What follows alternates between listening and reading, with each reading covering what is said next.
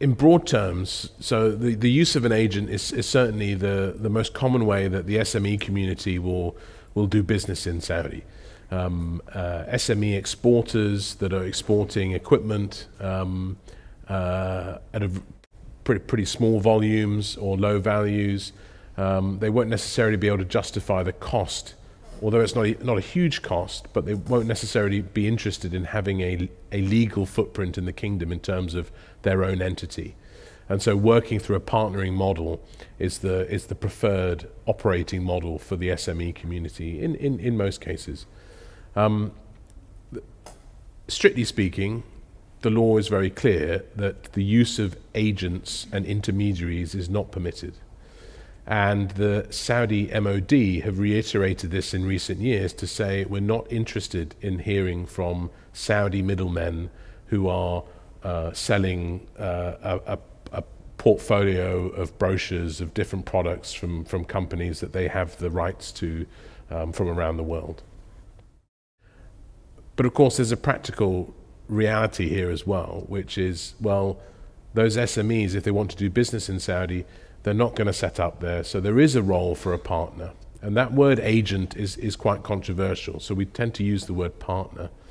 And the distinction is where that partner is providing a value-added service, a value-added contribution.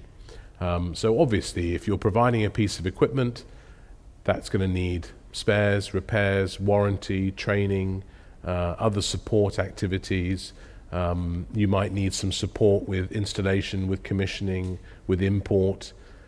Provided you have a manageable and meaningful work share for that local partner, that agent, then appointing an agent is perfectly fine. It's an emerging area from a regulatory perspective because on the one hand, there is a drive for contracts to be awarded to local companies, whether they're locally owned or foreign owned, but they have to be registered in Saudi Arabia. But at the same time, the procurement authorities are saying, well, we don't want to deal with middlemen or agents. So there's a slight conflict right now, but I think the direction of travel is very clear. If you want to do business in Saudi in a significant way, you need to be registered in Saudi, or you need to appoint a partner to look after the market for you, but they have to have work share. They can't just be a middleman. They have to add value. Yeah. So and that value can be broad, but there is no room for somebody just taking the 10% or the 30% or whatever it used to be. Yeah. So and it's